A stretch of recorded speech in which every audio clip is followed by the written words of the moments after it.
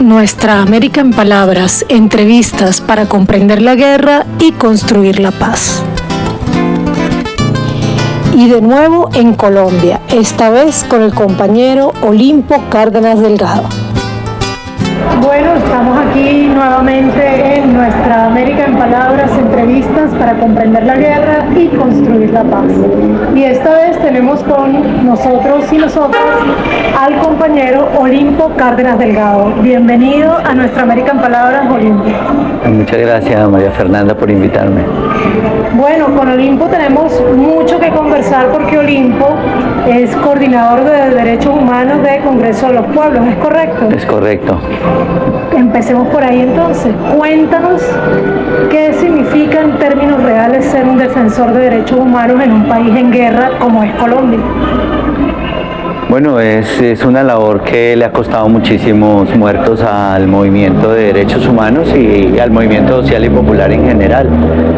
Colombia es uno de los países del mundo más violadores de los derechos humanos. Eso quiere decir un país donde se practica el genocidio desde hace muchísimo tiempo, por lo menos más de un siglo, fue lo que alcanzó a recoger juiciosamente el Tribunal Permanente de los Pueblos en el 2021, hace 2 años, en la sesión que adelantó en Colombia y en donde se pudo escuchar en el juicio, digamos que la historia del genocidio de 51 procesos sociales y populares, donde están prácticamente todos colombianos y colombianas de diferentes etnias, indígenas, afros, palenqueros, mujeres, jóvenes, campesinos y campesinas, bueno, prácticamente todo lo que en nuestro país está organizado para tratar de cambiar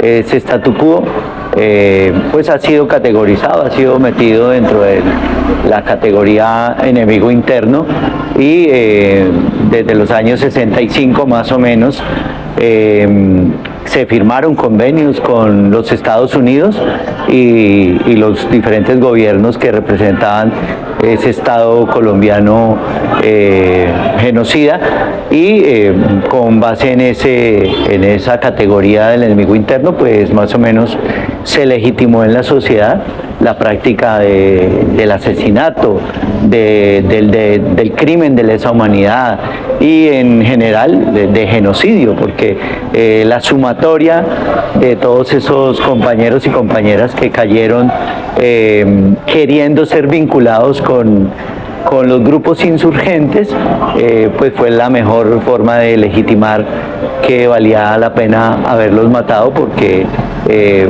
eran terroristas, eran insurgentes y en ese sentido pues estaba bien hacerlo. Entonces es complejo ejercer esa labor en Colombia, pero es necesaria, fundamental.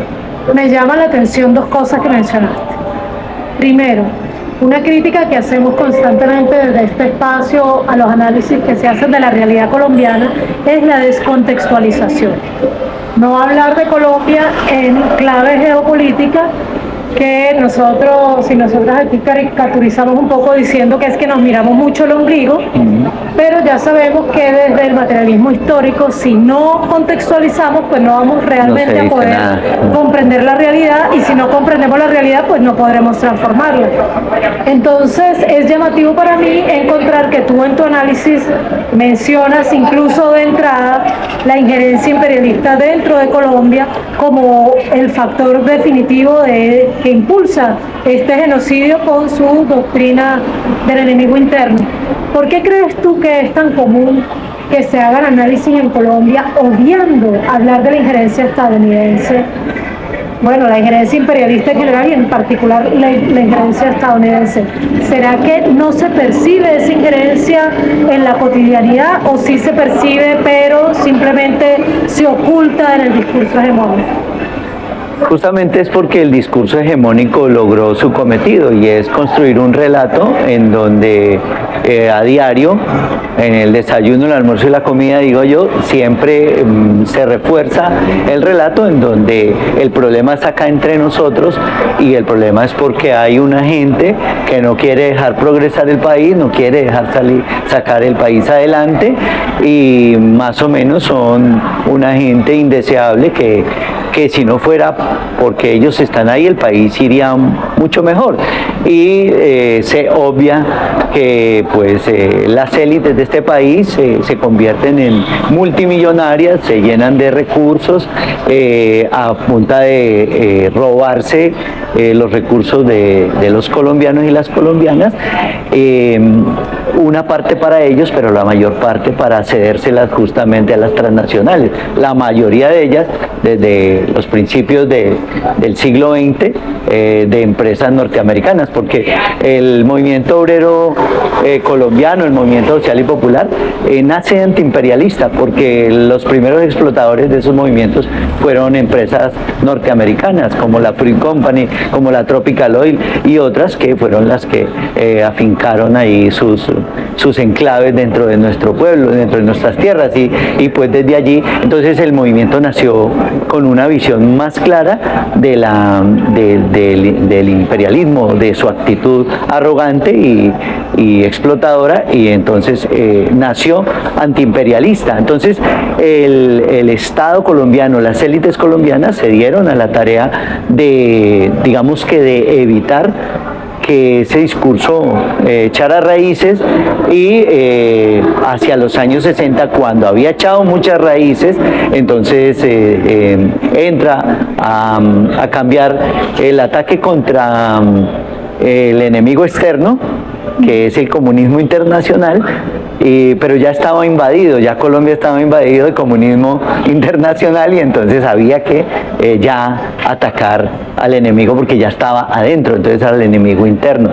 Y esa labor se hizo, por supuesto, con el apoyo de los Estados Unidos, que tenía una guerra casada con la Unión Soviética y en esa Guerra Fría es que se profundiza el genocidio ya más político, ideológico y de clase. Entonces es contra los comunistas, contra los rebeldes y contra los pobres. Bueno, un poco aquí amenizado por el ruido de la calle, porque prácticamente estamos haciendo esta entrevista en las calles de Colombia. Entonces pasemos a lo segundo que me dio curiosidad de tu interesante análisis, y es que mencionaste al Tribunal Permanente de los Pueblos. En Venezuela, por ejemplo, ya sabes que estas entrevistas son en clave colombo-venezolana. Estuvimos durante un tiempo tratando de convocar al Tribunal Permanente de los Pueblos para hablar sobre el bloqueo a Venezuela como una violación al derecho internacional. En ese mismo tiempo ustedes lograron convocar aquí al Tribunal Permanente de los Pueblos. No recuerdo el año exactamente. 2021, en abril. 2021. Cuéntanos un poco esa experiencia, qué tan importante fue y cuál fue el veredicto del Tribunal Permanente de los Pueblos. Y en primer lugar, para nuestra audiencia, ¿qué es el Tribunal Permanente de los Pueblos? Bueno, no, el Tribunal Permanente de los Pueblos es una maravilla que existe gracias a que en toda la historia de la humanidad y en todo el planeta hay rebeldes. Pues hay personas que no comparten que el imperialismo y los países colonialistas sigan imponiendo su orden o su desorden dentro de los países subalternos. Y eso más o menos hacia los años 60, digamos que es una cantidad de intelectuales y académicos del mundo, premios Nobel, gente muy importante, pero muy humanista, en un momento muy parecido a este.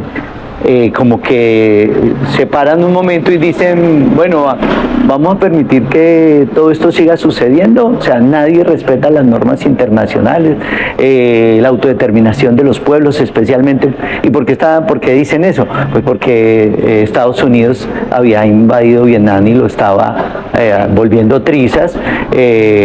Bueno, con una reacción muy valiente y también muy fuerte del pueblo vietnamita.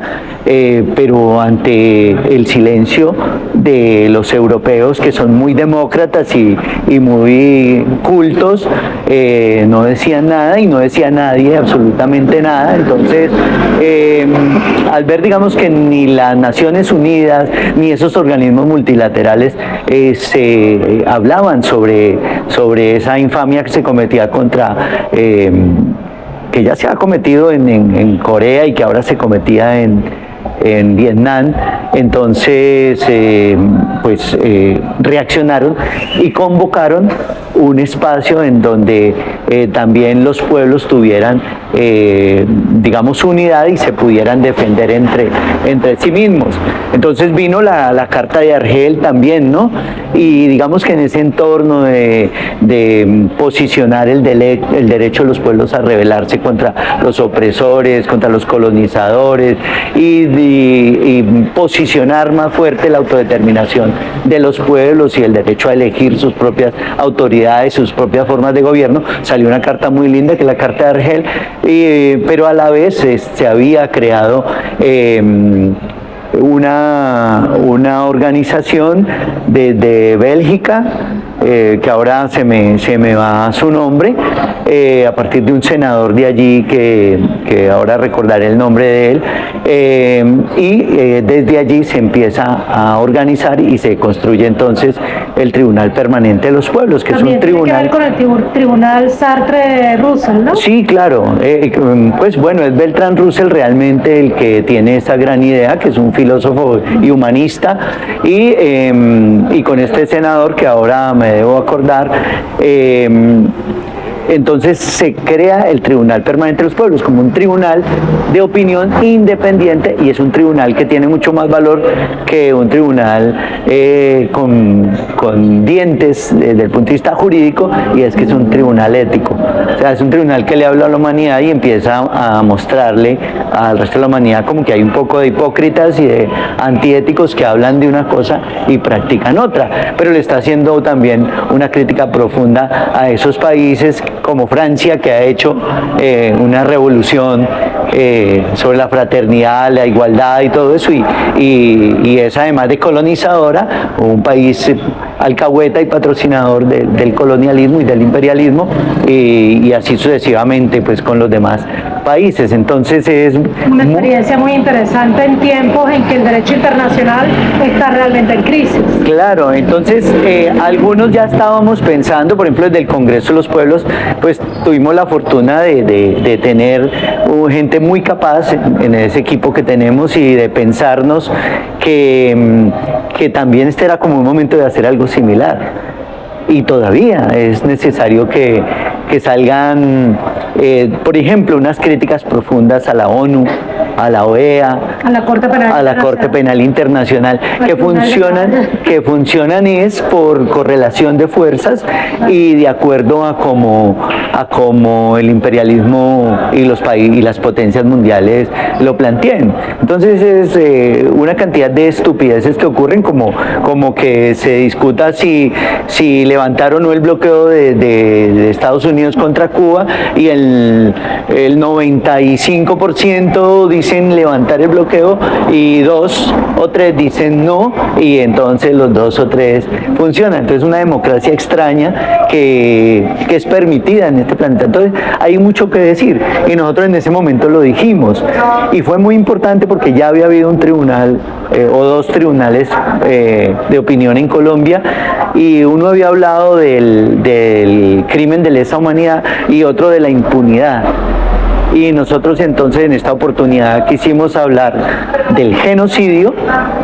Además tuvimos un invitado de lujo, tal vez la persona que más ha investigado y más sabe de genocidio en el mundo, que es el argentino Daniel Feinstein, y pues bueno, vinieron muchas personas importantes, y el que hoy es el ministro de Defensa de Colombia, que es un tipo que ha perseguido el genocidio también, pero también la corrupción en muchos lugares de aquí de América.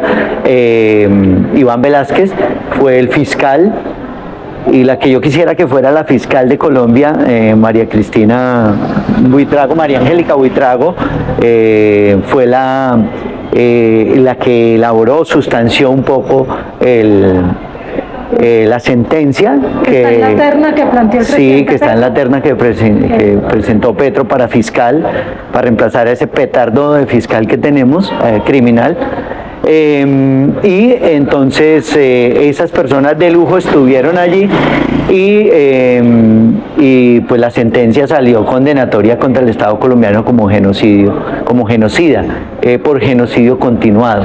Entonces allí queríamos posicionar 3 elementos: el genocidio, los crímenes contra la paz, que es una categoría que quisimos posicionar, aunque no se reconozca como un crimen internacional, es parecido al crimen de agresión, y el de la impunidad. Entonces allí se posicionan esos 3 aspectos con toda cantidad de procesos que planteamos, 51 informes muy bien sustentados y con pruebas sobre lo que ha sido el genocidio en Colombia. Y ahí además surgieron 2 categorías, por lo menos para mí, muy novedosas.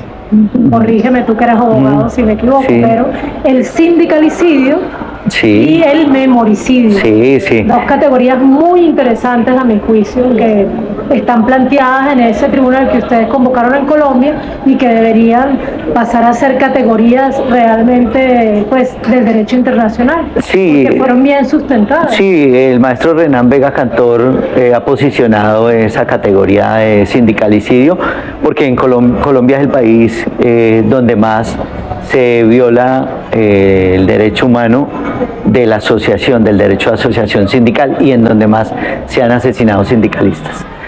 Más de 3.500 sindicalistas se han... Y el memoricidio que lo posicionó la compañera Gloria Gaitán, hija de Jorge Eliezer Gaitán, que fue asesinado en el año 48 y cuyo movimiento multitudinario liberal socialista fue exterminado en más o menos 300.000 personas que seguían el gaitanismo.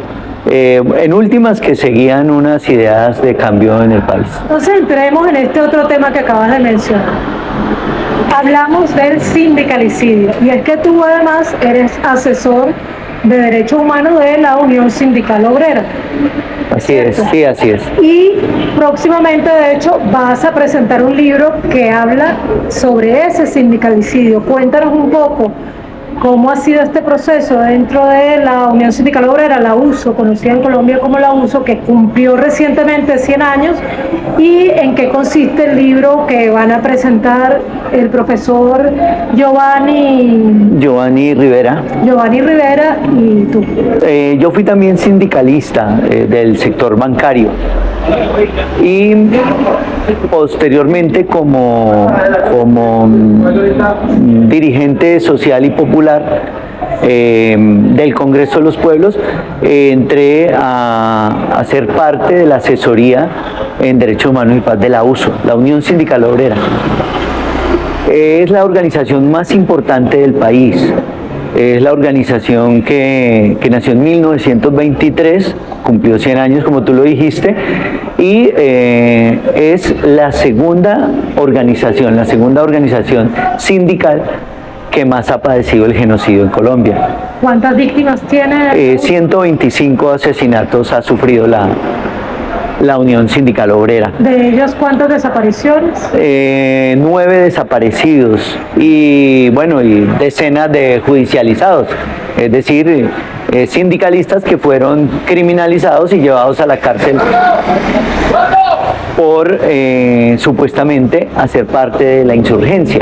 Entonces, con ese motivo, los agentes del Estado y el paramilitarismo, que siempre han caminado de la mano en Colombia, se juntaron con la Armada Nacional y con las redes de inteligencia. Casi todos los organismos militares en nuestro país tienen redes de inteligencia, y todas ellas funcionan fundamentalmente para ubicar a las personas de la izquierda que de una u otra manera practicamos la lucha social y popular. Y esta lucha social o popular se hace desde el sindicalismo, principalmente. Lo que pasa es que el sindicalismo es la forma organizativa históricamente más avanzada, ha influido mucho, demasiado en el proceso organizativo de las demás organizaciones, bueno, salvo tal vez la organización indígena, pero en general tiene que ver con todo eso. Entonces siempre se vio al sindicalismo como el enemigo central, ¿no? Porque es el enemigo que tiene más formación política, académica, intelectual, y es aquel que tiene capacidad organizativa para ayudar a generar una visión de clase que pueda, digamos, conectarse con el resto de luchas. ¿Y entonces de qué habla el libro que van a presentar? El libro, ¿Cómo se llama? El libro se llama Uso 100 años, Crónicas de Vida y Dignidad, porque estos 40 casos que presentamos allí, que alcanzamos a investigar y a encontrar fuentes como familiares, compañeros de trabajo, amigos de sus barrios, de sus entornos, son historias todas en donde se encuentra no solo la lucha de estas personas en su práctica política, sino que están allí sus vidas, ¿no? La mayoría seres humanos demasiado cariñosos con sus entornos familiares, con sus hijos, con sus compañeras, y muy queridos, demasiado queridos por la comunidad, por la sociedad de Barrancabermeja, primordialmente porque la mayor cantidad de ellos fueron asesinados en Barrancabermeja, que es el principal puerto petrolero de Colombia. Incluyendo el último. Incluyendo el más reciente, Sibaris Lamprea, que fue asesinado el año pasado y está en investigación, y ya fue capturado un militar que es sicario, que es el que llevó a cabo el homicidio de... ¿Un militar retirado? Parece que es un militar activo, pero que trabaja también como sicario para los grupos paramilitares. Entonces, este caso es el último, pero la mayoría de casos se dieron en los años 90, y bueno, fue algo que quiso acabar con la USO. Entonces el libro quiere ser justamente un trabajo de memoria en donde se reivindique a esos luchadores sociales y sindicales, pero se reivindique al ser humano que había en cada uno de ellos y la importancia que tuvo, como por ejemplo Manuel Gustavo Chacón, cuyo asesinato generó más de una semana de huelga general en Barrancabermeja, porque lo quería muchísimo, no solo los trabajadores petroleros, sino toda la comunidad, porque eran líderes de mucho peso, líderes que no solo hacían su labor sindical, sino una labor social. Entonces, háblanos de la segunda categoría, memoricidio, que es una categoría que presentó y desarrolló la compañera Gloria Gaitán, hija de Jorge Eliezer Gaitán, a quien tuvimos el honor de conocer, y ella nos decía que aspira a que el memoricidio sea considerado un crimen de lesa humanidad, porque además ella, como hija de este líder histórico, y su familia han padecido este memoricidio. Cuéntanos un poco sobre ese delito o ese crimen que quiere configurarse en torno al memoricidio. Sí, ese tal vez es una categoría mayor, porque el memoricidio se comete contra todos y todas, y contra todos los procesos, no solo contra el gaitanismo. Digamos que el valor de poder posicionar esa categoría está en que el sistema se concentra, como lo dije antes, en tratar de evitar que ese enemigo interno, que él considera ese enemigo interno, pues se fortalezca, crezca, se organice y cada vez sea más fuerte, porque es un proceso con vocación de poder. Entonces, eso es lo que le preocupa. Entonces, el memoricidio lo posiciona Gloria Gaitán muy acertadamente, principalmente porque lo que se buscó a través del imperialismo y las élites colombianas era no solo matar al líder o dirigente que encarnaba esa lucha por transformar la sociedad y dejarle en claro a la gente elementos de juicio de por qué había que cambiarla, como lo hizo Jorge Eliezer Gaitán, que era un orador monstruoso, era impresionante la fuerza que desarrollaba, al punto de que realmente en su discurso, lleno de muchísimos elementos académicos, intelectuales, históricos, políticos, ideológicos, prácticamente sacaba a la gente a pelear después de un discurso, a la carga era su gestualidad y todo era de verdad popular, inédito en la historia. Totalmente, él era el indio, le decían el indio porque además era de extracción popular y su presencia era muy indígena. Este hombre pequeñito además era un gigante, entonces en realidad le tenían pánico las élites y los partidos tradicionales. Entonces él lleva consigo, como él decía, no es un hombre, sino era un pueblo. Entonces él llevaba consigo un proceso colectivo gigante y cuando lo asesinan a él, pues se llamó el Bogotazo, pero realmente del Bogotazo pasó a todo el país, a cada rincón del país en donde había un gaitanista, pues el gobierno ultraconservador de Laureano Gómez y de Mariano Espina Pérez y de toda esta ralea se dedicó a perseguir en todos los rincones del país, especialmente en la ruralidad, en donde tenía mucha ascendencia Jorge Eliezer Gaitán, a perseguir a los liberales, porque Gaitán era del Partido Liberal. Entonces, a perseguirlos, pero a perseguirlos de una manera terrible, o sea, genocida, pero no, más allá, quiero decir, sanguinaria. Ya. Porque lo que se crea en esa época, que es entre el 48 y el 58, es una creación tan sanguinaria de las formas más terribles de morir. Entonces, no era pegarle un tiro a una persona, era cortarla en pedazos, era decapitarla, era cortarle parte del cuello y sacar su lengua por esa parte del cuello, era matar las mujeres embarazadas porque iban a parir un liberal. Los curas también hacían parte en la iglesia, en la misa, de impulsar el genocidio y decían que matar un liberal no era pecado. Muchos curas impulsaron y participaron directamente en el genocidio.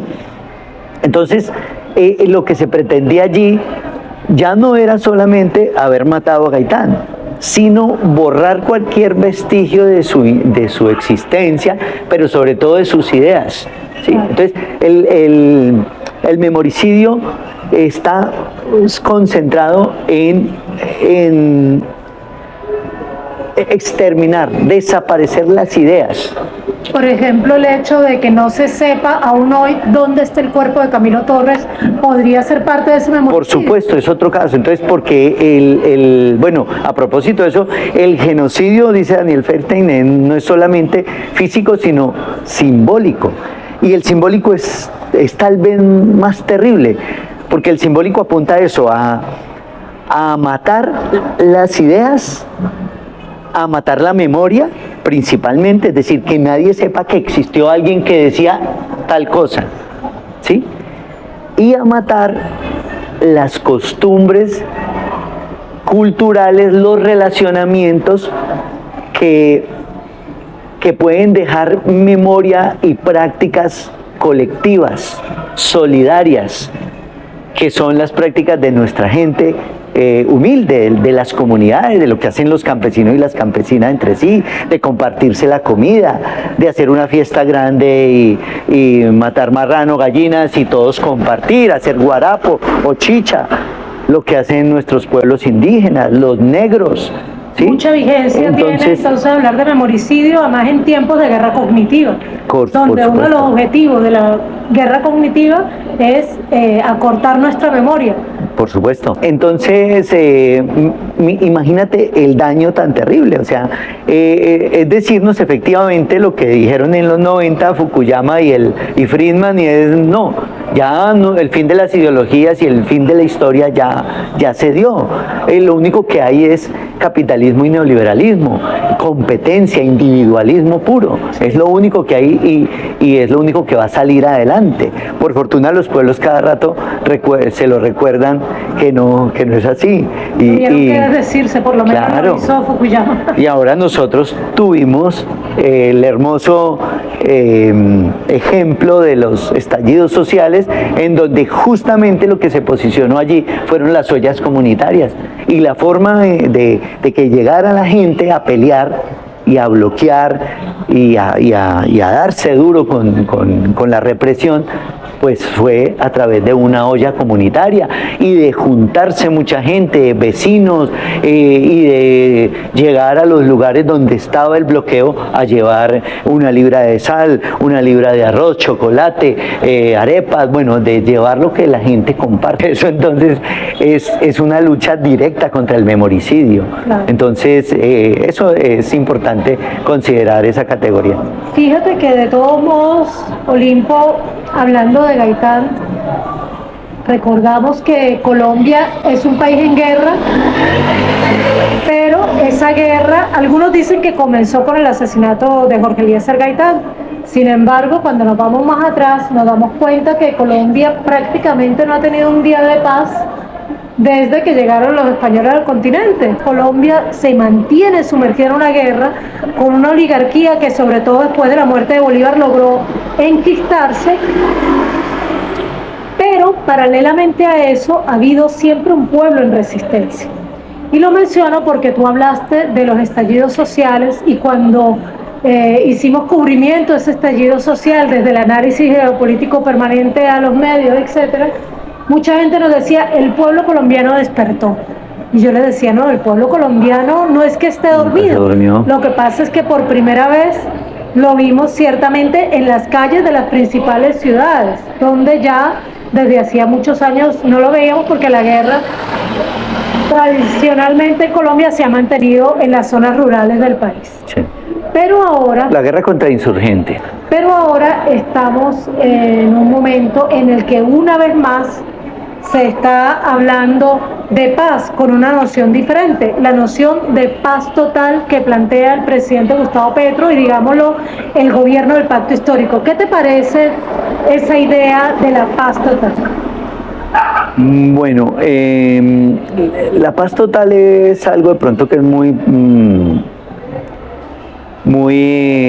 ¿cómo se dijera eso?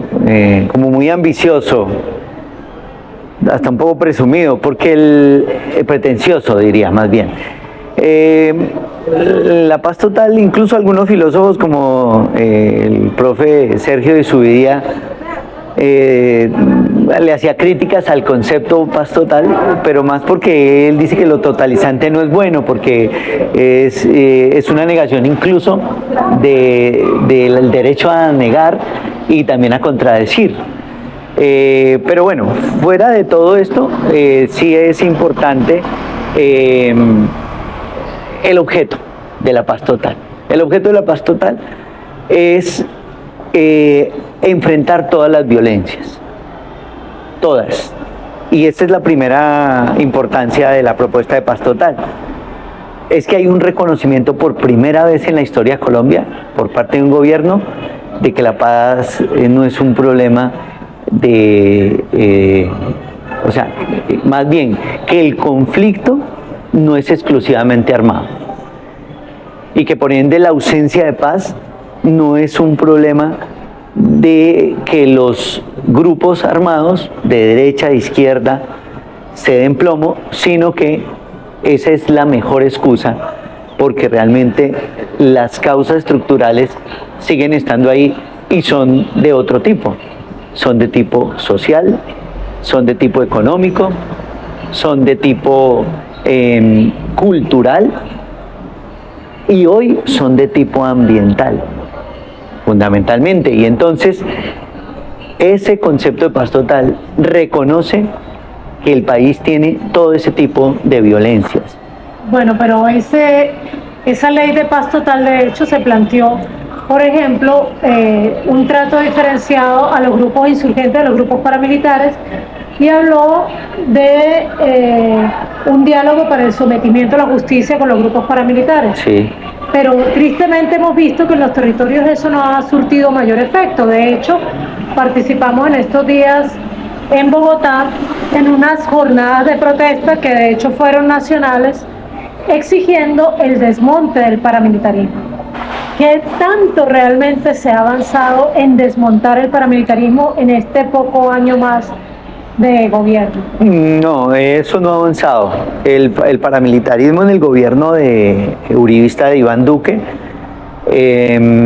creció, se expandió y está prácticamente en todos los 32 departamentos del país. Bueno, con una serie de categorías que los analistas hacen de neoparamilitarismo, grupos emergentes, bueno, herederos del paramilitarismo, pero como sea, no es un fenómeno, sigue siendo una política de Estado y tal vez hoy con muchísimos más dientes y más afincado porque no es solo una realidad armada. O sea, el paramilitarismo ya no es solo una estrategia armada contra insurgentes, sino que es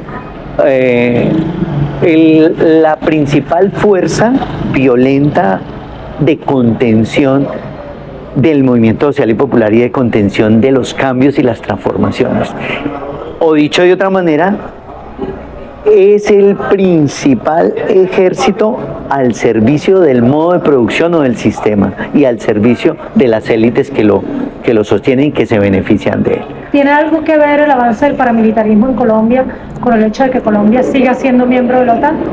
Todo, tiene todo que ver, porque ese es digamos que un caldo de cultivo permanente, incluso para alimentar esos ejércitos de mercenarios, porque la OTAN es un ejército también de mercenarios. O sea que no es posible hablar de paz total mientras Colombia siga siendo socio global de la OTAN. Por supuesto, mientras haya organizaciones paramilitares, pues no va a haber ninguna posibilidad de que un proceso insurgente llegue a un acuerdo, porque inmediatamente entiende que pues esos grupos van a hacer trizas a todos los rezagos transformadores revolucionarios, a todas las bases insurgentes y a todas las bases revolucionarias de este país. Entonces, por ningún motivo irían a hacer eso a sabiendas de que quedó viva la culebra, de que quedó vivo el principal elemento que es ideologizado y que es fuertemente armado y que tiene muchísima capacidad de hacer daño. No quiero despedir la entrevista sin que hablemos de un evento inédito en la historia de Colombia, y es la instalación del Comité Nacional de Participación en esta mesa de diálogo entre el Ejército de Liberación Nacional y el gobierno colombiano. ¿Por qué se dice que es inédita esta experiencia? ¿Y cuál será la importancia pues, de este comité que se instaló esta semana? Es que el comité es un acuerdo firmado entre el gobierno y el ELN, uno de los 3 acuerdos que se han dado, en el cual por primera vez también en la historia de Colombia se acepta o se reconoce la importancia de la participación de la sociedad en la construcción de la paz. Esto lo ha propuesto el ELN desde que nació, o más bien desde que empezó a dialogar con los diferentes gobiernos, que fue casi siempre. Hay que decirlo que las insurgencias en Colombia son muy políticas, siempre estuvieron dispuestas a conversar sobre el tipo de país que había que construir colectivamente, pero al servicio de todos y de todas, no de las élites. Entonces, por eso es que las élites atacan a los grupos insurgentes y no lo hacen con los grupos paramilitares, porque los grupos paramilitares protegen los intereses de las élites. Por eso es que es un elemento central de la discusión, del debate. Entonces, no se pudo con nadie, ni con Uribe, por supuesto, ni con Pastrana, ni con Santos, ni con nadie, porque no quieren, le tienen pánico a la participación y la han desprestigiado, ¿sí? Se han burlado de ella. Por fortuna ya la gente tiene un desprecio por esa participación única que cree que es válida todo el mundo, ¿sí? Esa democracia liberal que no, participen, voten, y con el voto, que es democracia representativa, con eso ya es la principal participación. Tanto que los Estados Unidos va a invadir al que no tenga el mismo método de elección de sus gobiernos, en nombre de la democracia. Claro, entonces aquí hay importantes mecanismos de participación, como las consultas populares. Y aquí en Colombia se ganaron muchísimas consultas populares, se ganaron, pero por abrupta mayoría, por goleada, ¿sí? 95, 99, 0, o 2, o 1, por erradicar la minería de los territorios, por defender el acueducto, el agua, por no permitir que se corriera un río como en el Cesar y la Guajira, el río Rancherías, para explotar carbón. Entonces, que tú percibes que esta instancia de participación tiende a construir espacios de democracia popular. Claro, por supuesto, porque esos otros, fíjate la forma de matar la esperanza, porque la gente muy feliz acudió a esas consultas y fueron consultas muy festivas y donde la gente toda salió convencida. Ahí salieron todos, uribistas, godos, liberales, y votaban porque era algo muy lógico. Yo voto para que no me vaya a dañar el acueducto, porque entonces yo no voy a tener agua en la casa. Entonces, como lo que pasó acá en este país, bueno, en varias ciudades donde se veía que se iba a atacar el páramo para sacar oro, y la gente decía, pero ¿cómo entonces le van a dañar a 3 millones de personas los acueductos? Y entonces la gente salió, y ahí salieron los ultraderechosos y salió todo el mundo en contra de eso. Entonces, cuando la oligarquía vio que esas consultas funcionaban y que concitaban niños, niñas, profesores, a empresarios y todo eso, entonces sencillamente dijo la leguleyada, no vale la consulta, porque el Estado es dueño del subsuelo para abajo y el pueblo del suelo para arriba, o sea, la nación del suelo para arriba. No hay riesgo de que pase lo mismo con este Comité Nacional de Participación. Claro, sí, pero entonces para eso también hay un antídoto, y es que desde siempre se ha planteado que la participación tiene que ser vinculante. Es decir, que no sea una participación babosa, sin dientes, que vino y ganaron, pero la gente dice, ¿de qué sirvió participar si la vaina siguió lo mismo? Que fue lo que hicieron con las consultas populares. La gente dijo, no volvamos a participar, ¿para qué? Entonces fue un triunfo de la oligarquía, porque logró desincentivar la participación de la gente. Entonces, tuvimos un repunte otra vez en los estallidos sociales, donde la gente dijo, de malas, sirva o no sirva, vamos a salir. Y salió y fue bonito. Y sí, bueno, ¿qué ganó? Pues que se quiso más la gente, entendieron más. Sí, no, pues eso fue terrible, sí, fue terrible. Más de 100 muertos, chicas y chicos violados, desaparecidos, una cosa terrible.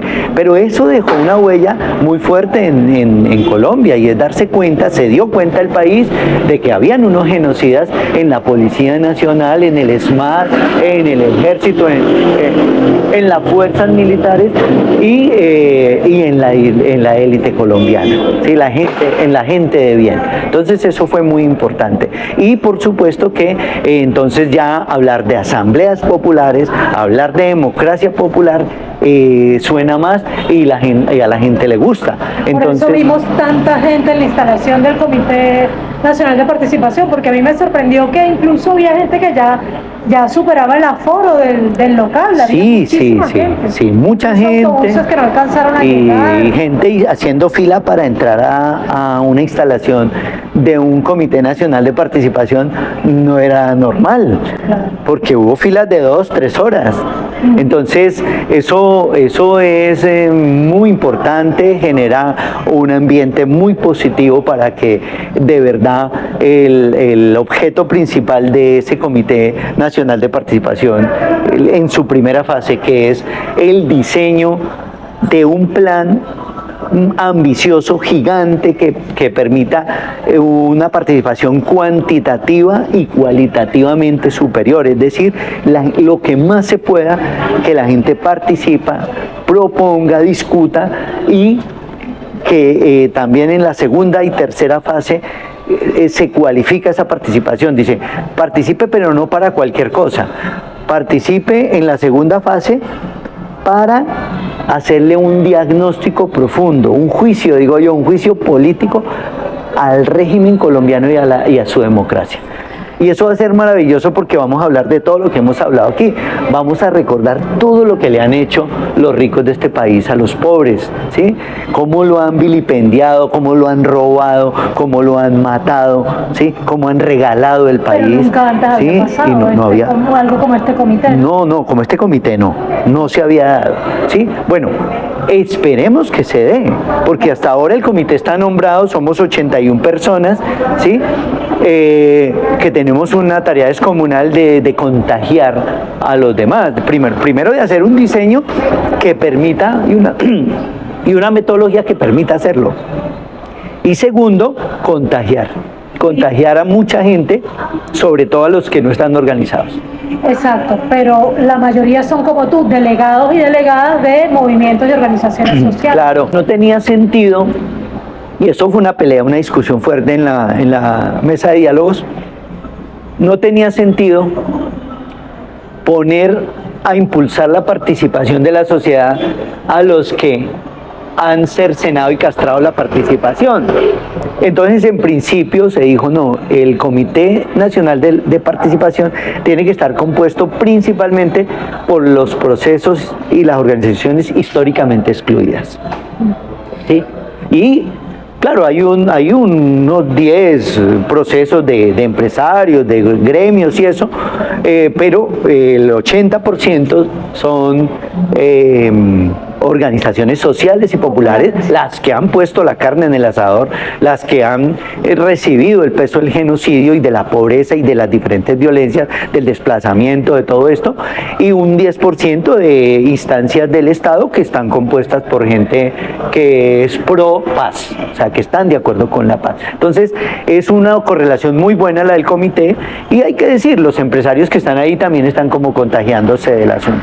Para terminar, Olimpo, y agradeciéndote este espacio que has sacado entre tus muchísimas obligaciones cotidianas para darnos esta entrevista, quiero decirte que no deja de sorprendernos siempre que los líderes y lideresas sociales de Colombia, que enfrentan cada día las más terribles y diversas formas de violencia, y en particular la gente como tú que trabaja en derechos humanos, siga como apostándole con todas sus fuerzas a la paz. Eso quiere decir que Olimpo Cárdenas Delgado tiene reales esperanzas en la paz de Colombia, en la paz con justicia social.